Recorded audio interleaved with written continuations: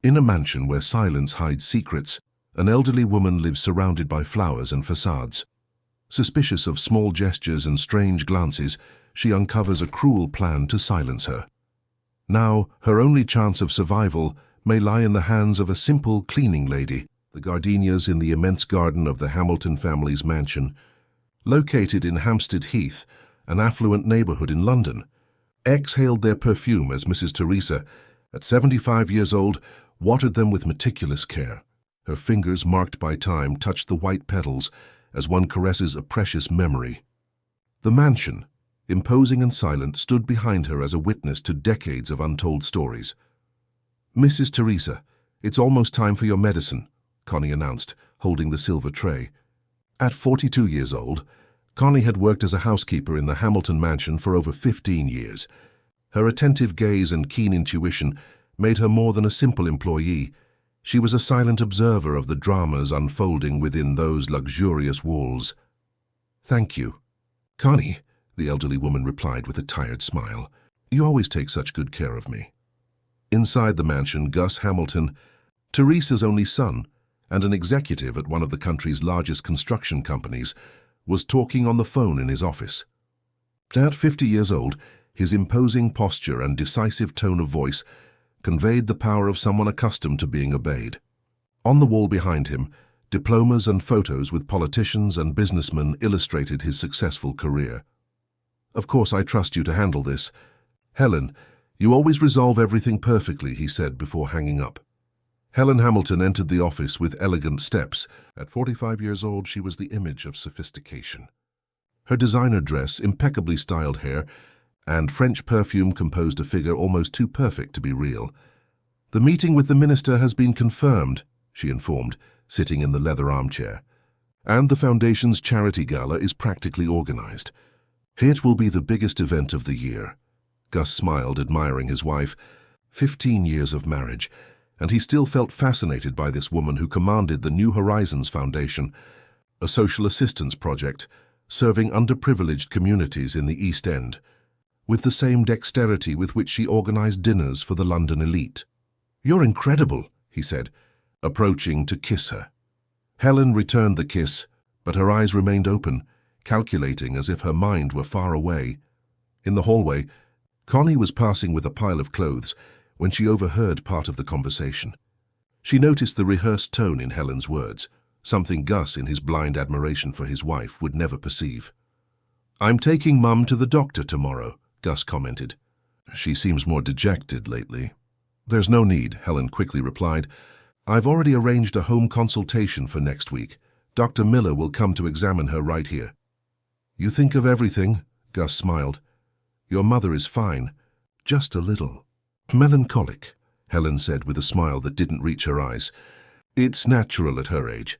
In the garden, Mrs. Teresa continued among the flowers. Connie approached and handed her the medicines. "How are you feeling today, Mrs. Teresa?" "Like a flower no one notices anymore," the elderly woman replied with a sigh. "Gus is always busy, and Helen—" She stopped as if fearing to complete the sentence. "Helen what, Mrs. Teresa?" Connie prompted. "Nothing, dear. Just an old woman's impressions." But Connie knew that house well. She knew that Helen treated her mother-in-law with cold courtesy when Gus was present, and with icy indifference when he was absent. She noticed the scornful glances, the small humiliations disguised as forgetfulness, the disregard for the elderly woman's needs. In the mansion's garage, Roger, the family's driver for 3 years, meticulously polished the black Audi. Tall, discreet, but attractive in appearance, he looked up when Helen appeared. "I need you to take me to the Foundation now," she ordered, checking if no one was watching her. "Yes, madam," he replied, with a subtle familiarity in his gaze that was inconsistent with a boss-employee relationship. Inside the car, as they drove down the tree-lined street of the neighborhood, the silence between them carried a palpable tension. "I need to resolve that matter," Helen said, lowering her voice. "The gala money needs to be directed to the right accounts." "It's risky," Roger murmured. "Just do as I say," she cut him off. "No one questions a charity foundation well regarded by society." That night at the mansion, Connie helped Mrs. Teresa prepare for bed. The elderly woman seemed restless. "Something's wrong, Connie," she whispered. Yesterday, when I passed by the office, I heard Helen on the phone. She was talking about amounts, about transfers. Perhaps foundation matters, Mrs. Teresa. No, there was something in her tone. And when she noticed my presence, she hung up immediately. Connie fluffed the pillows, thoughtful. She had also noticed strange behaviors, the whispered phone calls, the interrupted conversations, documents quickly hidden when someone approached. And there's more, Mrs. Teresa continued. I found a bank statement in her room. Huge amounts, Connie. Transfers to accounts I've never seen before. You should talk to Mr. Gus, Connie suggested. Mrs. Teresa shook her head, her tired eyes revealing deep sadness. My son sees nothing beyond the image Helen has built. He considers her perfect. In the living room, Gus smiled as he watched the report on the evening news. Helen appeared inaugurating another unit of the foundation, cutting ribbons, hugging children, her face radiant with false compassion. Our foundation is committed to transparency, she told the cameras. Every penny donated goes directly to those in need. Meanwhile, in the maid's room, Connie was making notes in a small notebook. Dates, amounts, names she had heard mentioned. Something didn't fit into the perfect story of the New Horizons Foundation, and she was beginning to piece together the puzzle. Outside the mansion, under the moonlight bathing the gardenia garden, the shadows of the Hamilton family's secrets grew, silent and menacing as London slept, oblivious to the storm brewing in Hampstead Heath. If this story interested you, don't forget to subscribe to our channel and tell us what city you're watching from. Continuing. Saturday morning brought the London summer sun invading the windows of the Hamilton mansion. In the kitchen, Connie prepared breakfast while watching Helen descend the stairs in her Italian designer gym outfit. Even at that hour, Mrs. Teresa's daughter-in-law looked like she had stepped out of a fashion magazine.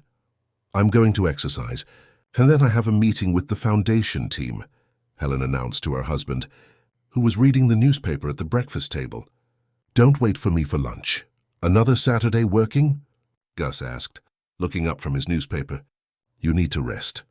The needs of the less fortunate don't take days off, darling, Helen replied with her rehearsed smile. The charity gala is in 2 weeks, and we still have a lot to organize.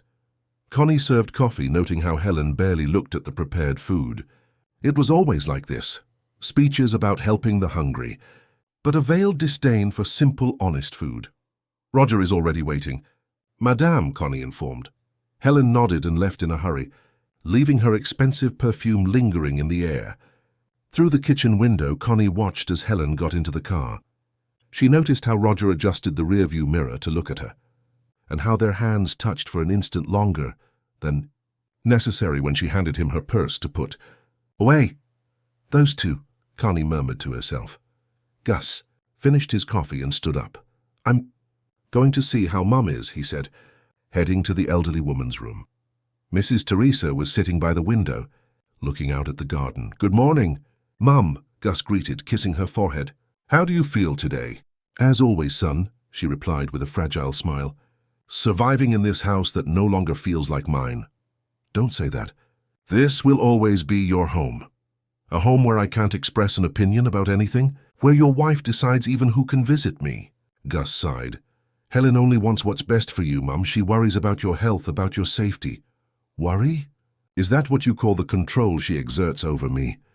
Mrs. Teresa shook her head. Son, open your eyes. Something wrong is happening in this house. It's those suspicions of yours again, Gus said, impatient. Helen dedicates her life to helping others.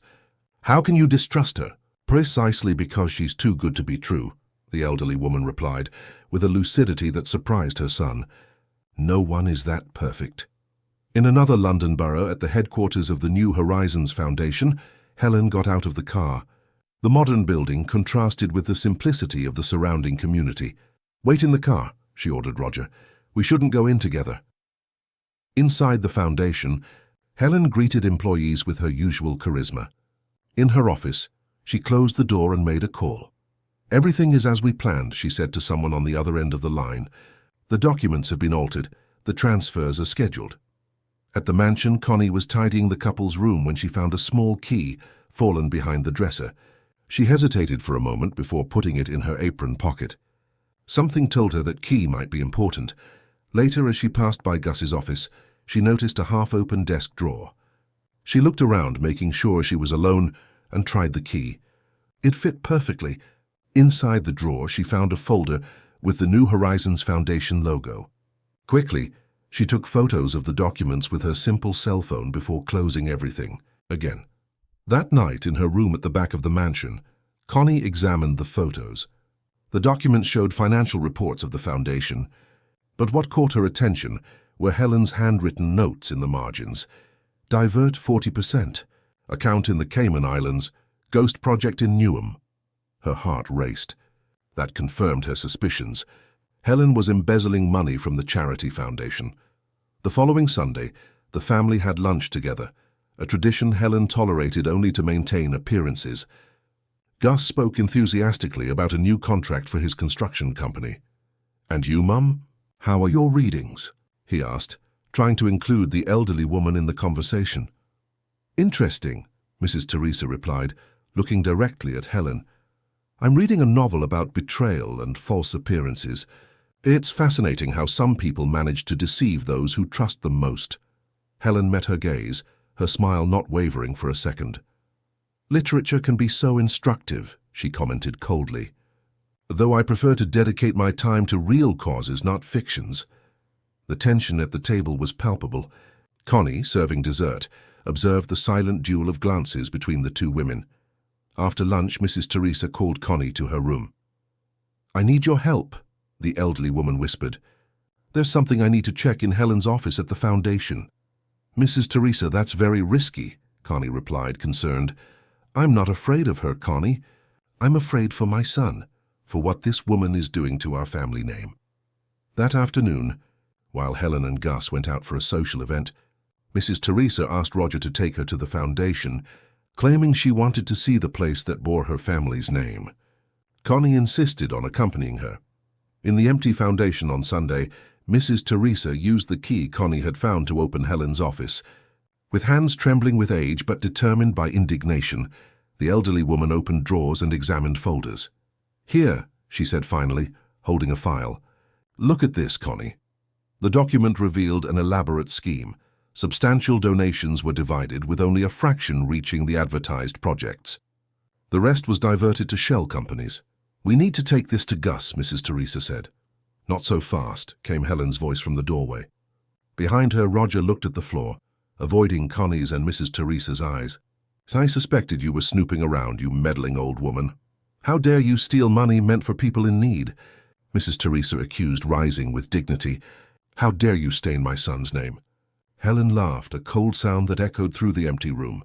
"Your son is a fool who only sees what he wants to see. And as for you, it's high time you learned not to stick your nose where it doesn't belong." Connie stepped forward, protective. "I won't let you threaten Mrs. Teresa." "You?" Helen scoffed. "A mere housekeeper? Do you really think anyone will listen to you against me? The benevolent Helen Hamilton." Mrs. Teresa held the documents firmly. "I have proof now." "Helen, my son will know the truth." Helen's face transformed, the mask of perfection giving way to a calculating and cruel expression. "I don't think so," she replied, signaling to Roger. "We have other plans for you, dear mother-in-law." At the Hamilton mansion, Gus returned alone from the event, unaware that his mother had just discovered his wife's hidden face, and without imagining the storm brewing on the horizon of his perfect life. Meanwhile, at the Foundation's headquarters, Connie realized that both she and Mrs. Teresa were in danger. The look on Helen's face left no doubt. The daughter-in-law would not allow her empire of lies to crumble because of an elderly woman and a domestic worker. "We need to visit our new social project in Tilbury," Helen said with a glacial smile. "I'm sure you'll love to see firsthand how the Foundation's money is being well applied." Roger kept his gaze down, avoiding eye contact with Connie, who immediately perceived the implicit threat in Helen's words. "We're not going anywhere with you," Connie replied firmly, positioning herself beside Mrs. Teresa.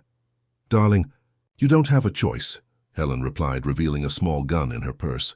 "This is just to ensure you're cooperative."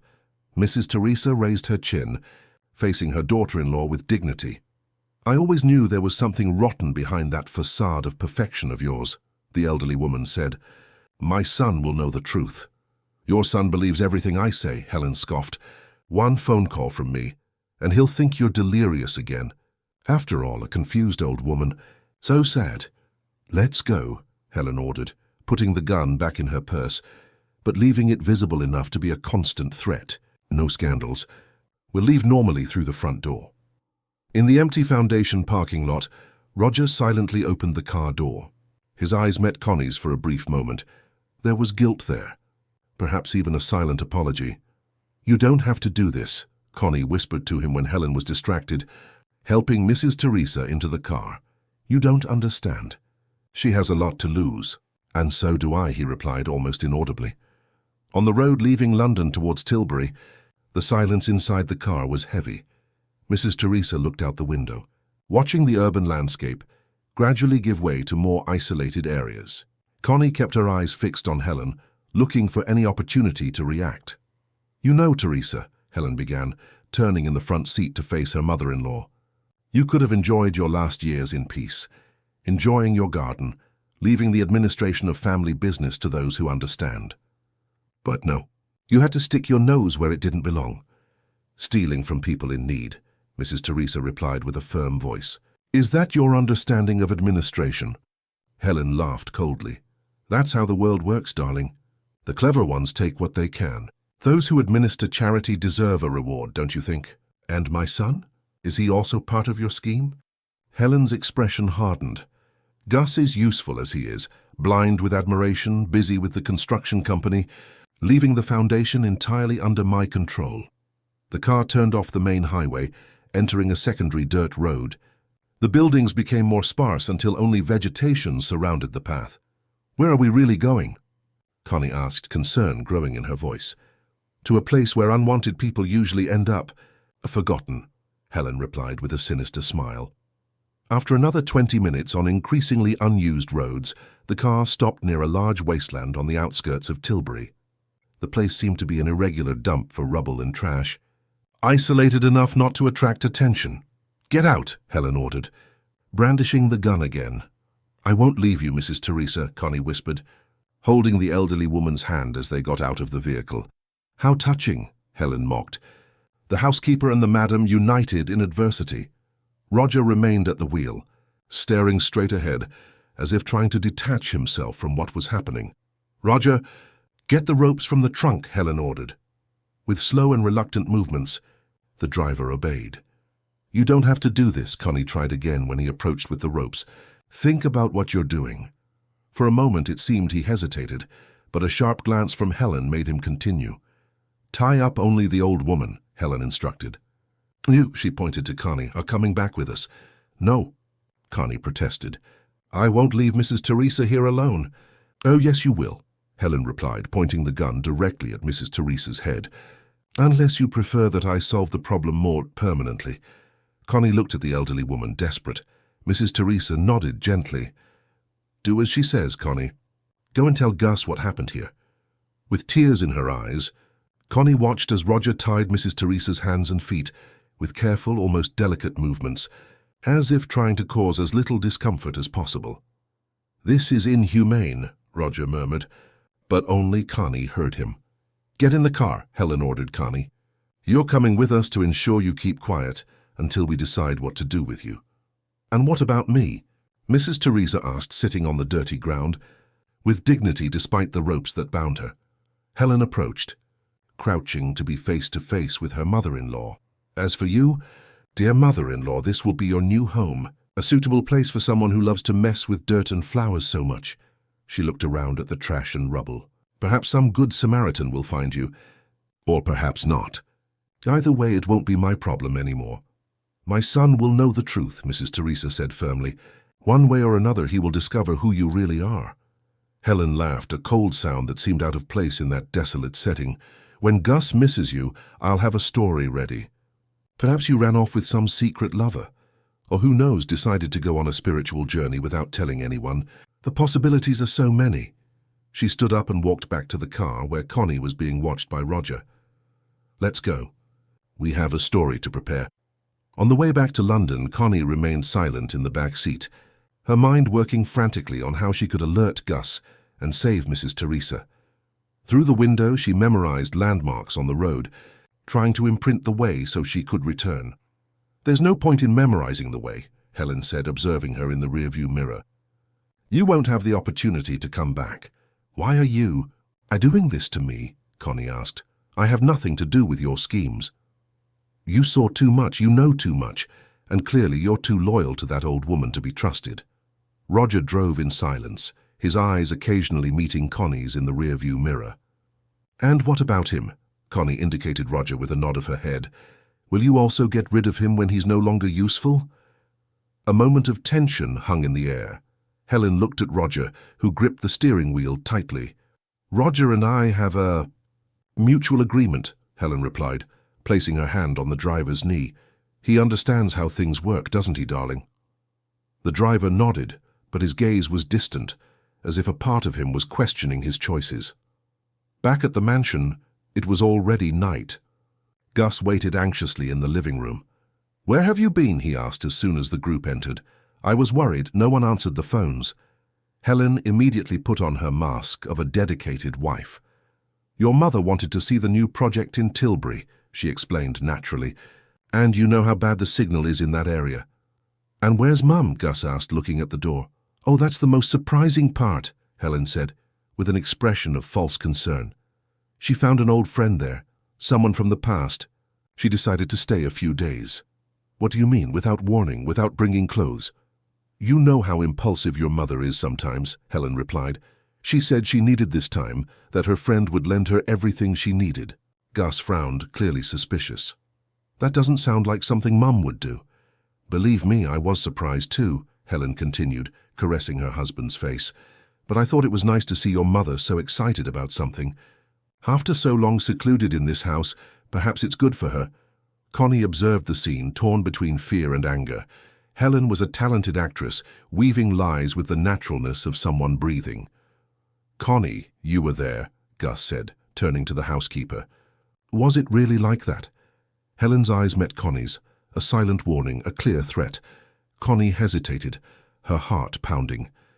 If she denounced Helen now, without proof, without knowing exactly where Mrs. Teresa was, she could make the situation worse. She needed to buy time to find a way to convince Gus. "Yes, sir," she finally replied, tasting the bitter flavor of the forced lie. "Your mother found a friend." Gus seemed to accept the explanation, but his eyes still showed doubt. "I'll call her tomorrow," he decided. "Of course, darling," Helen said, smiling sweetly. "I'm sure she'll love to hear from you." Meanwhile, kilometers away, in the darkness of the wasteland in Tilbury, Mrs. Teresa struggled against the ropes that bound her, the night cold beginning to intensify. Alone among the trash and abandonment, the elderly woman looked up at the starry sky, praying that someone would find her before it was too late. The next morning arrived with the strong London summer sun. At the Hamilton mansion, Connie hadn't been able to sleep. Her thoughts were with Mrs. Teresa, alone and abandoned in that horrible place. Every minute that passed was crucial. In the kitchen, she prepared breakfast mechanically when Gus entered. "Good morning, Connie," he greeted, sitting at the table. "Has Helen already left for the foundation?" "Yes, sir, she left very early with Roger." Connie hesitated, gripping the coffee pot tightly. It was her chance. "Mr. Gus, there's something I need to tell you," she began, her voice trembling. "What is it?" "It's about your mother. She's not with any friend." Gus's face hardened. "What do you mean? Helen told me—" "Your wife lied," Connie interrupted, the words coming out in a rush. "Mrs. Teresa discovered something about the foundation, documents showing embezzlement of money.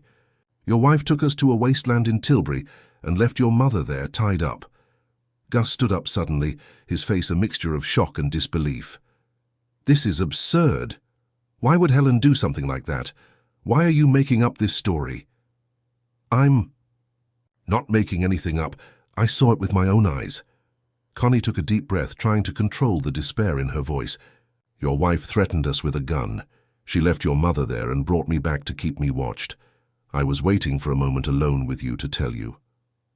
Gus ran a hand over his face, trying to process what he was hearing. "This is very serious, Connie. You're accusing my wife of serious crimes." "I know, Mr. Gus, but I wouldn't lie about something like this. Your mother is in danger." Gus walked to the window, looking at the garden his mother loved so much. "And these accusations about the foundation? What proof do you have?" "Mrs. Teresa found documents in the foundation's office, and I also saw suspicious things. Your wife's notes, strange bank statements." Gus was silent for a long moment. Connie watched his expression gradually change, from initial disbelief to the beginning of a terrible understanding. "Helen has been acting strange lately," he murmured more to himself. "Unexplained outings, secret phone calls." "We need to find your mother, Mr. Gus," Connie insisted. "She's been alone for almost 24 hours, without food, without water. Do you know how to get there?" "I think so. I memorized the way, the landmarks." Gus picked up his car keys. "Let's go now, and Connie. If this is true, I'll never forgive myself for not listening to my mother sooner." As they left the mansion, Roger arrived with the family car. "Where's Helen?" Gus asked, tense. "At the foundation, sir. She asked me to come back for some documents." Connie and Gus exchanged glances. "Roger," Connie called, approaching him. "You can do the right thing now." The driver lowered his eyes, visibly disturbed. "What are you talking about?" he asked, pretending not to understand. "Connie told me everything," Gus said, his voice grave. "About my mother, about what Helen did." Roger paled, leaning against the car. "Sir, I'm sorry. I didn't want to be part of this." "But you were," Gus cut him off, anger growing in his voice. "You helped abandon a defenseless elderly woman." "I was between a rock and a hard place," Roger defended himself. "Helen threatened me. She said she would destroy me if I didn't cooperate." "How did she threaten you?" Gus asked. She has forged evidence against me. Documents that would incriminate me for embezzlement at the foundation, when in fact she did everything besides." He hesitated. "We've been involved for some time." "You're having an affair?" Gus asked, incredulous. Roger nodded, ashamed. "In the beginning it was just an involvement, but then she started to use me to involve me in her schemes. When I tried to end it, she threatened me." Gus took a deep breath, controlling his anger. "Now you have a chance to redeem yourself. Will you help us find my mother?" "Yes," Roger replied without hesitation. "I know exactly where she is." The three got into Gus's car, with Roger driving. In the back seat, Connie held a bag with water, food, and a blanket. On the road to Tilbury, Roger broke the tense silence. "Helen has been embezzling money from the foundation for years," he confessed. "In the beginning they were small amounts, but it grew. She created ghost projects, NGOs that only exist on paper." "And where does this money go?" Gus asked, his voice tired. "Offshore accounts, mainly. She has a double life, Mr. Gus. The public image is just a facade." Connie watched the landscape pass, recognizing the path they had taken the day before. "How did my mother find out?" Gus asked. "Mrs. Teresa was always observant," Connie replied. "She started noticing things, strange phone calls, hidden documents, and then she found that key." "What key?" "A small key that opened the drawer in Helen's office. That's where we found the evidence." Roger turned onto the dirt road. The sun was directly overhead now, making the journey even more uncomfortable. "We're almost there," he announced after a few more minutes. "It's right after that bend." The car stopped at the same spot where Helen had left Mrs. Teresa the day before. Gus was the first to jump out of the vehicle, running towards the wasteland. "Mum!" he shouted, looking desperately around. "Mum, where are you?" Connie and Roger followed him, searching among the piles of trash and rubble. The place looked even more desolate in the daylight, a testament to environmental and social degradation, a perfect symbol of Helen's cruelty. "There," Connie pointed suddenly, "near that pile of tires." A fragile figure was sitting on the ground, still tied up, her face marked by exhaustion and exposure to the elements. Mrs. Teresa looked up when she heard the footsteps approaching rapidly. "Mum?" Gus fell to his knees beside her, tears streaming freely down his face as he untied the ropes that bound the elderly woman. "Forgive me. Please, forgive me for not believing you." Mrs. Teresa, though visibly exhausted, maintained an impressive dignity. Her eyes, though tired, still shone with an unwavering inner strength. "It's all right, son," she murmured, her voice hoarse from thirst. "You're here now." Connie approached with water, helping Mrs. Teresa drink small sips while Gus freed her from the ropes. "Everything will be all right, Mrs. Teresa," Connie assured, tears also running down her face. "We're taking you home."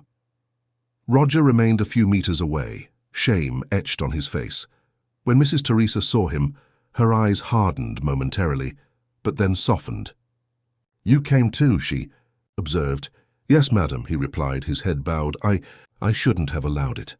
Fear does not justify cruelty, young man, but recognizing the mistake is the first step. Gus helped his mother to her feet, supporting her carefully. She was weak, but there were no broken bones or serious injuries, just the exhaustion of a night in the open and the psychological trauma of betrayal. On the way back to the car, Gus couldn't stop apologizing. "How could I have been so blind? How could I not have noticed what was happening right under my nose?" "You saw what you wanted to see, son," Mrs. Teresa replied softly. "It's what we all do sometimes." In the car, Connie wrapped the blanket around Mrs. Teresa, while Roger drove back to London. The silence inside the vehicle was broken only by the soft sound of the radio and Gus's occasional sigh. "We need to deal with Helen," he said finally. "She can't continue living under the same roof as us after this." "I have the evidence of the embezzlement," Mrs. Teresa informed. "I managed to hide some documents before she caught me." "Where are they?" Gus asked. "In the lining of my medicine bag." "Helen would never think to look there." Connie smiled, admiring the elderly madam's cunning once again. "And there's more," Mrs. Teresa added. "I took photos with the cell phone Connie gave me for my birthday. The one Helen doesn't know I have."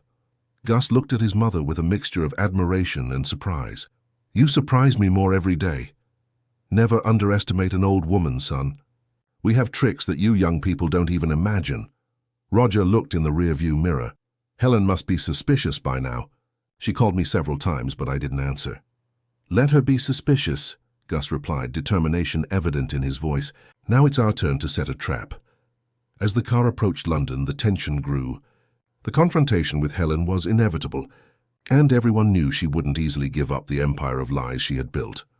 At the Hamilton mansion, the living room where so many false displays of affection had taken place would soon be the stage for a final confrontation, a reckoning between truth and appearances, between authenticity and the social mask Helen had worn for so long. And on the front lines of this clash would be a resilient elderly woman and a loyal housekeeper, two women whom society often rendered invisible, but who now rose as pillars of strength and dignity against the moral corruption that threatened to destroy the Hamilton family.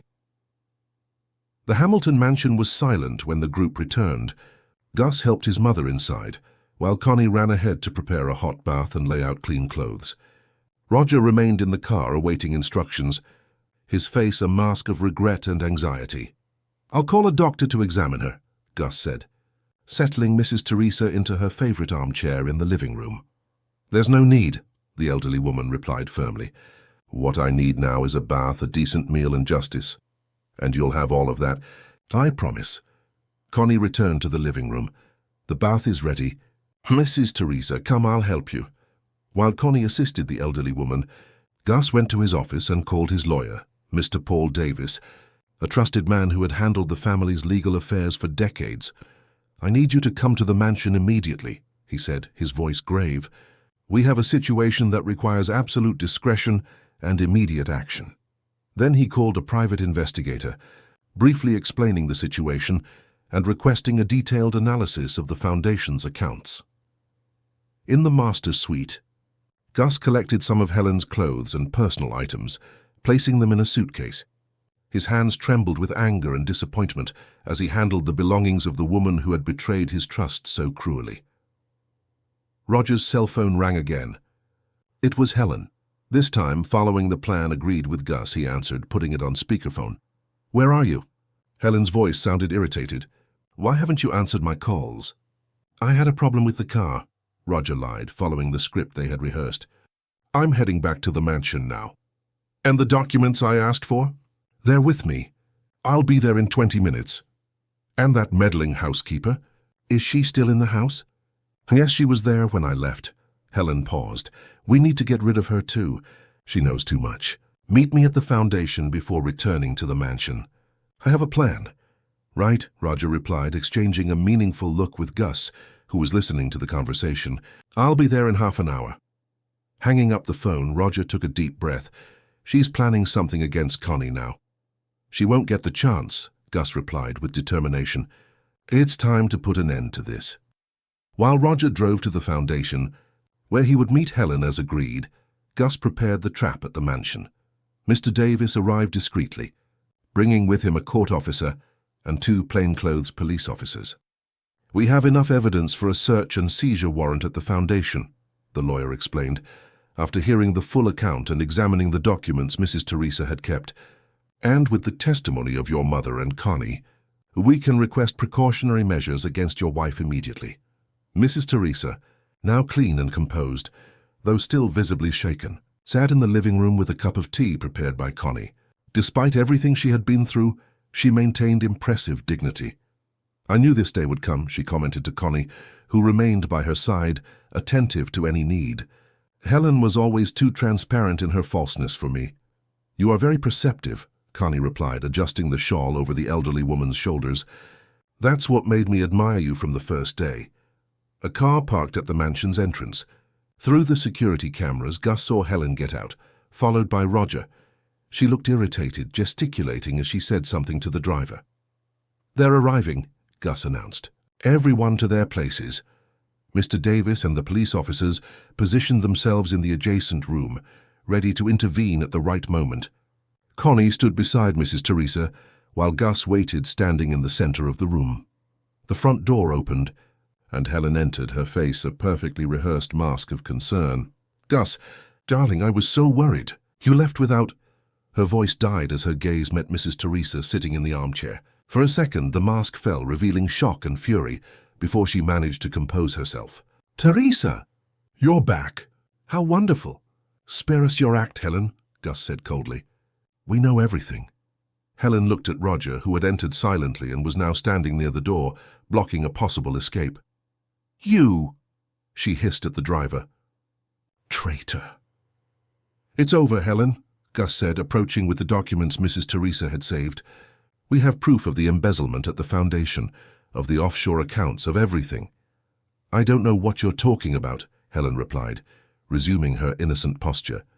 These documents were obviously falsified. Who would believe the word of a housekeeper and a confused old woman against me? And what about my word? Roger asked, taking a step forward. I cooperated with you in everything, Helen. I know about every transfer, every shell account, every penny diverted. And what about what you did to my mother? Gus continued, his voice trembling with contained anger. You abandoned her like trash, Helen, a human being. My mother. She was interfering in our affairs. Helen exploded, momentarily losing control. Always sticking her nose where it didn't belong. Always judging me with that superior look. Silence fell over the room after this involuntary confession. Helen realized her mistake too late. That's not what I meant, she tried to correct herself. You're twisting my words.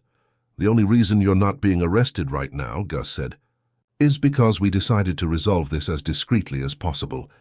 For the sake of our family's name. Arrested? Helen repeated, paling. You wouldn't dare. It was then that Mr. Davis entered the room, followed by the police officers. Helen Hamilton, the lawyer began formally, on behalf of Gus Hamilton and the New Horizons Foundation, I request that you accompany these officers to provide clarification regarding serious financial irregularities identified in the institution's accounts. Helen looked around, like a cornered animal. This is absurd. You can't do this to me, Gus. I'm your wife. Not for long, he replied, showing the divorce papers Mr. Davis had prepared. I've already arranged everything. Your things are in the suitcase in the entrance hall. You'll regret this, Helen threatened, completely abandoning her facade of a perfect wife. I'll destroy you, the foundation, everything. I don't think so, Mrs. Teresa intervened, getting up with difficulty but maintaining her dignity. You are already destroyed.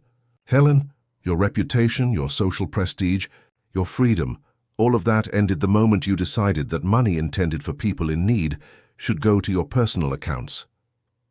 Helen turned to Mrs. Teresa, hatred evident in her eyes. "You should have died in that dump, you meddling old woman." The police officers immediately advanced, positioning themselves beside Helen. "That will also be added to your record, madam," one of them informed coldly. "Threatening a vulnerable person is a serious crime." Helen was escorted out of the mansion, still shouting threats and accusations. Gus watched from the window as the police car drove away, taking with it the woman who had shared his life for 15 years, a stranger he never truly knew. "Is it over?" Connie asked, placing her hand on Mrs. Teresa's shoulder. "Only a part," the elderly woman replied. "Now the work of rebuilding begins." Roger remained in the corner of the room, out of place and uncertain. "And what about me?" he finally asked. Gus turned to face him. "You will cooperate with the investigation, tell everything you know about Helen's schemes. In return, we will consider your cooperation when deciding the legal consequences. And then? Then you go your way, far from my family." Roger nodded, accepting the verdict. "It's more than I deserve," he admitted. That night, after the turmoil of events, the Hamilton mansion seemed to breathe a sigh of relief. In the garden, Mrs. Teresa's gardenias shone under the moonlight, as if celebrating the victory of truth. In the kitchen, Connie prepared a comforting broth, a recipe her grandmother had taught her to heal the wounded soul, as she used to say. The aroma of herbs and spices filled the air, bringing a bit of normalcy after days of tension. Gus found his mother sitting on the porch, looking at the stars. "You should be resting," he commented, sitting beside her. "I had enough time to rest in that horrible place," Mrs. Teresa replied. "Now I want to enjoy every moment of freedom." "Forgive me, Mom, for not believing you before." Mrs. Teresa took her son's hand in hers. "There's nothing to forgive. Helen deceived everyone with her performance. You just saw what she wanted you to see, what your heart wanted to believe." "Even so, I should have noticed. The important thing is that you noticed in time," she interrupted gently. "Many live a lifetime in illusion." A few meters away in the kitchen, Connie finished preparing the meal, hearing fragments of the conversation. A discreet smile appeared on her lips. The truth had finally prevailed, and justice, though late, had arrived. Meanwhile, in a police station in central London, Helen Hamilton faced the first of many nights without the comfort of her empire of lies.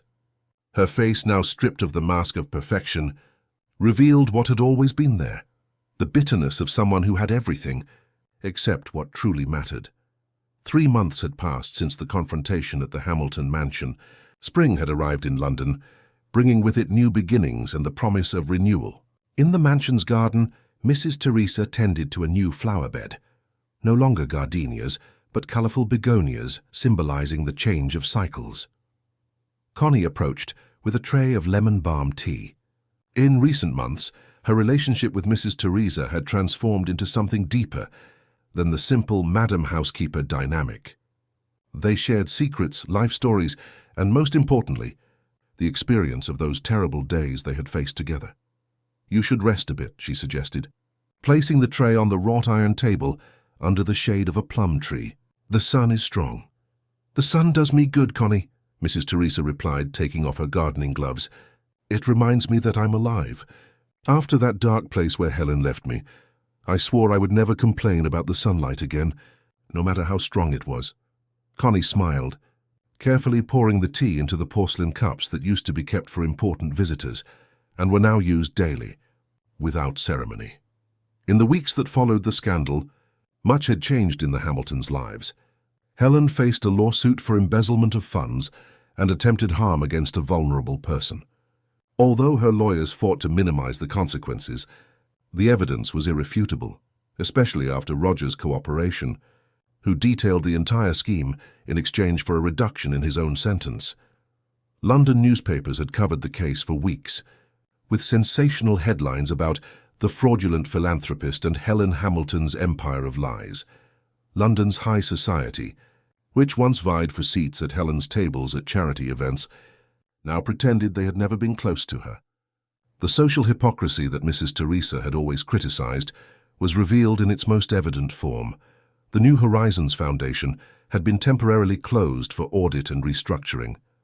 Gus, determined to repair the damage caused to the family name, and to the communities that should have benefited, hired a team of ethical and transparent managers to restart the social work. Among them was Mary Smith, a young social worker from the East End who knew firsthand the real needs of the community, and for whom Gus was beginning to develop an interest that went beyond the professional, albeit cautiously after his disappointment with Helen. On the mansion's veranda, Gus analyzed documents with his new advisor, Peter Oliver, a young economist specializing in non-profit organizations who had turned down lucrative jobs in multinationals to dedicate himself to the third sector. "The projects in Newham and Barking can be resumed immediately," Peter explained, pointing to the reports. "We are already in contact with community leaders to understand the real local needs. The community nurseries urgently need renovation, and the professional training center was abandoned halfway through construction." Gus nodded. Satisfied. "I don't just want to resume the previous projects," he commented. "I want to completely transform our approach. No expensive social events or charity galas. The money must go directly to those in need.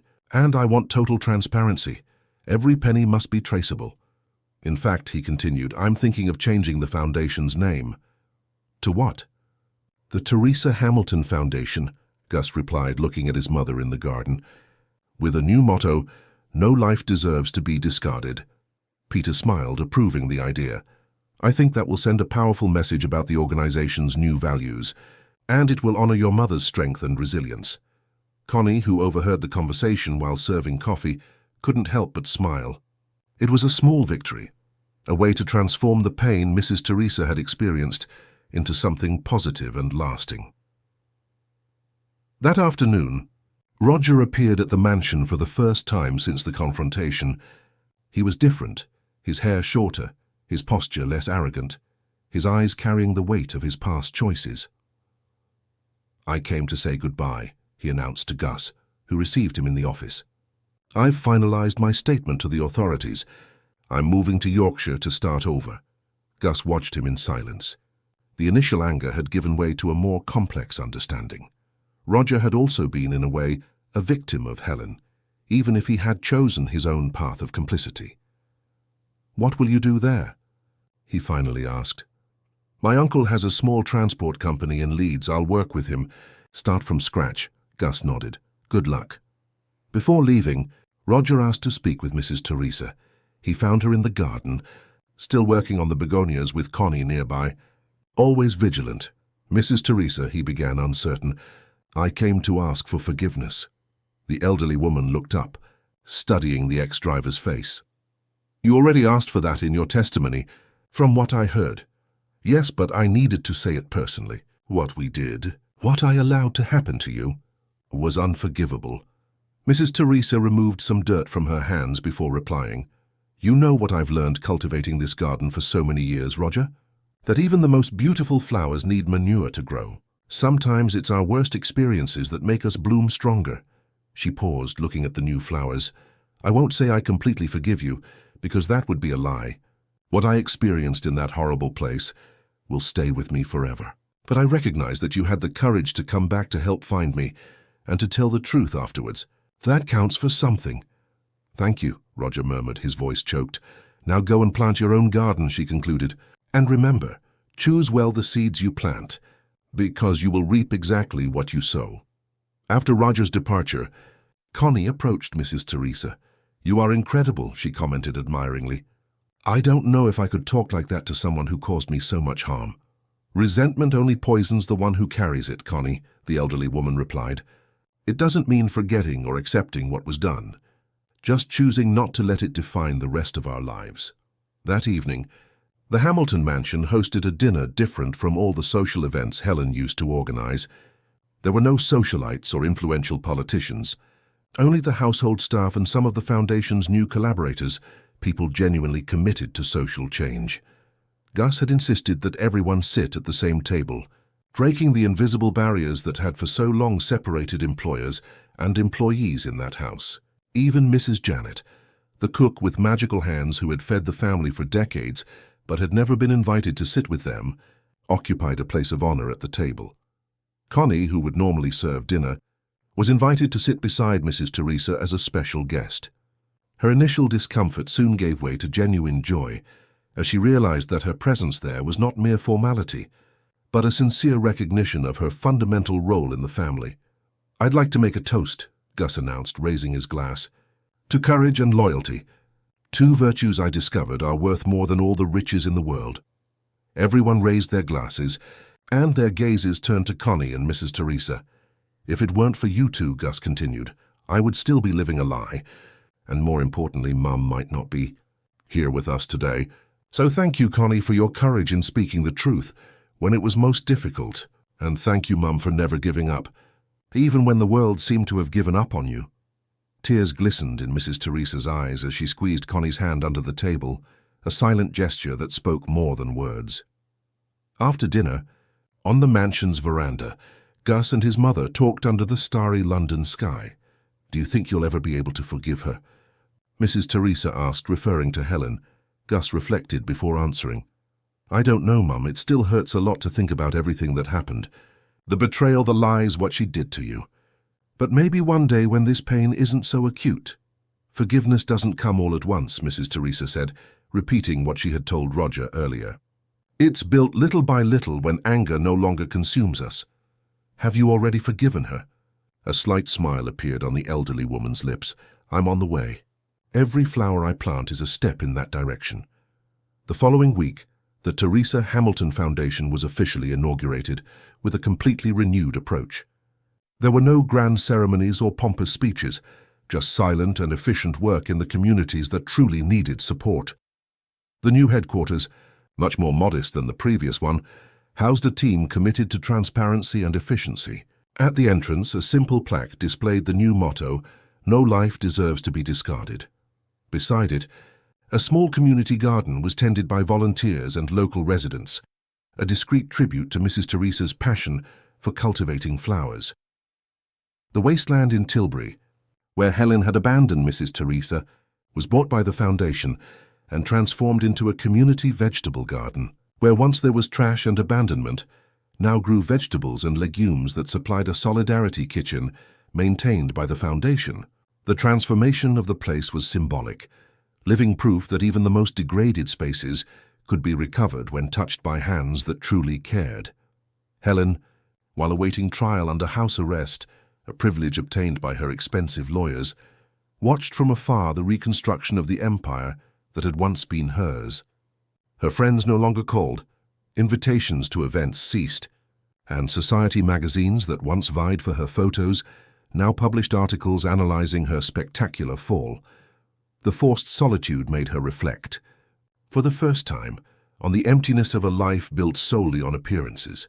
Connie, who had initially thought of seeking another job after the scandal, decided to stay. Her relationship with the Hamilton family had fundamentally changed.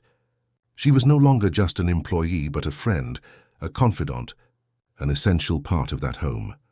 Gus offered her a position at the foundation, recognizing her intelligence and keen intuition, but Connie preferred to remain at the mansion, by Mrs. Teresa's side. "My place is here," she explained, "taking care of someone who always valued my work and my presence." One afternoon, 6 months after the events that had transformed their lives, Mrs. Teresa and Connie were in the garden when a new visitor arrived at the mansion. Mrs. Teresa's grandson, Gus's son from his first marriage, who was studying abroad and had returned to England after learning what had happened. "Grandma!" exclaimed the 20-year-old, running through the garden with the enthusiasm of someone who still holds the child within, embracing the elderly woman with affection. "Why didn't you tell me sooner? I would have come back immediately." "That's exactly why we didn't tell you, Luke," she replied, smiling as she caressed her grandson's face. "Your studies in London are important. Besides, when everything happened, it was so quick. And then, when things calmed down, your father thought it best to wait until the end of the semester." "Still, Grandma, to think that woman did that to you. I never liked her, you know." There was something in her eyes that didn't match her smile. "You were always a perceptive boy," Mrs. Teresa commented, proud. "Just like your grandfather." The young man greeted Connie with the same affection, surprising her with a warm hug. "Dad told me everything you did, Connie. You saved my grandmother. Our family will never forget that." Connie felt her face flush with the sincere recognition. I just did what any decent person would do." "Luke?" "No," Mrs. Teresa interrupted, holding Connie's hand. "You did what few would have the courage to do. You confronted someone powerful to defend an uncomfortable truth. That is rare in this world of conveniences." That night, with the mansion now filled with the renewed energy Luke brought, Gus gathered everyone in the living room. The piano, silent since Helen's departure, was played again by Luke, filling the house with melodies that spoke of hope and new beginnings.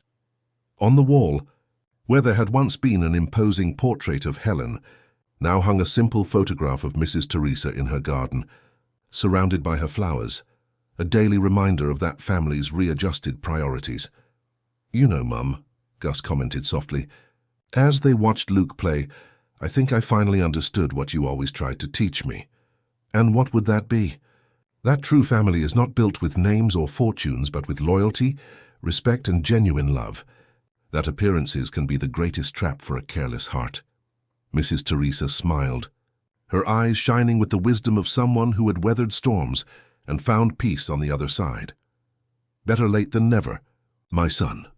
Connie, sitting beside them, felt part of that moment of that family. Her life had changed profoundly, not only because Gus had insisted on significantly increasing her salary and given her a small apartment near the mansion as a gift, but because she was now seen and heard as she never had been before. In the garden, the begonias bloomed vibrantly under the London moonlight. The Hamilton mansion, once a stage for lies and betrayals, now breathed authenticity. Appearances no longer mattered as much as the truth, however painful the path to reach it had been. And as night fell over Hampstead Heath, Connie, from her window, watched the city lights in the distance, a reminder that even in the darkest places, there is always the possibility of light. Just as in the wasteland where Mrs. Teresa had been abandoned, now transformed into a community vegetable garden project by the new foundation, a perfect symbol of how even the most despised places can be transformed when touched by true care. In the mansion's library, Gus met with Mary to discuss the foundation's new projects. What began as a professional relationship slowly evolved into something more, a connection based on shared values and mutual admiration, not on appearances or social conveniences. Unlike Helen, Mary wore no expensive jewelry nor spoke with a studied accent. Her value lay in the authenticity with which she treated every person, regardless of their social standing. Mrs. Teresa, from her room, heard the piano music and the laughter coming from the living room. She picked up the small diary where she had begun to record her reflections after the trauma she had experienced, a form of therapy her doctor had recommended. On that day's page, she wrote, "When Helen left me in that terrible place, I thought it was the end, but I discovered that endings can be beginnings in disguise. What she planned as my destruction ended up being our family's salvation. Sometimes we need to hit rock bottom to find the strength to swim to the surface." Time would continue its course. Wounds would gradually heal, and life, in its infinite wisdom, would follow its path, now more authentic, more human, and infinitely more real. And the begonias in the garden, silent witnesses to that family's transformation, would continue to bloom, season after season, reminding everyone that, like them, people too can be reborn after the most difficult seasons. End of story.